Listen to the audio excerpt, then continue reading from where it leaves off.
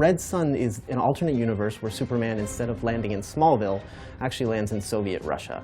And it's the events of how he would have turned out had he been part of a communist country. The storyline is just one of the most intriguing ones. If he lands in Russia, is really what it's all about. And being able the ability to add an additional 20 missions to our already robust scenario mode, I think it's going to give the players a lot of enjoyment. I thought it was genius, actually, the whole idea of Superman landing in Soviet Russia and how that impacts the storyline. When we knew we were going to be able to do a lot of skins and DC kind of gave us the go-ahead, Red Sun would have been on the top of my list. So the Red Sun pack gets you 3 versions of our characters as if they were in this Red Sun universe. You get Superman, Wonder Woman, and Grundy. It also includes 20 Star Lab missions, which are these stories that take place throughout the Red Sun comic book arc. The Star Lab missions are pretty much the natural evolution of how we've done our challenge missions in the previous games. What we're doing this time around is focusing a lot more on unique individual missions where they're a lot more elaborate. So you get to do a variety of different things, whether it's play something like a 2D side-scroller for a mission or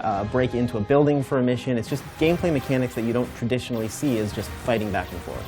So my favorite thing about the Red Sun design on Superman is the way they took what is still a traditional costume and really gave it this militarized feel. So there's the obvious design element of the hammer and sickle replacing the S for his shield. We hold the S shield for Superman in very high esteem, and it's interesting to see, the hammer and sickle put into that S shield, and I think the graphic of that is really cool. But you also get to see these sort of dark colors and these tight stitching on his collar that really makes him look like this militant figure. We use more of an S-shields type belt for Superman, where I think in the comics it was a little more circular in design, and Wonder Woman had a type of matching belt in the comics. I think the color scheme is awesome, right? Because we have the black and the grays, and then you have that stark red against that. Red Sun Grundy doesn't actually exist in the comic book. We really wanted to expand the universe of Red Sun, so we picked a character that we thought would fit really well in there. So we added Grundy, who's this big communist sort of comrade friend. Red Sun Grundy has a few things that are different and I thought were really cool to add in that gave that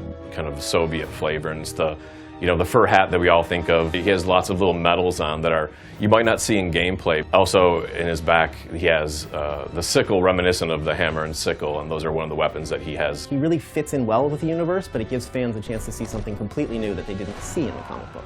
Everyone around here sort of knows that Superman is my favorite character, so even though it deeply pains me to see that hammer and sickle on his chest, he's my favorite because he'll give me a chance to really beat the crap out of this Soviet Superman.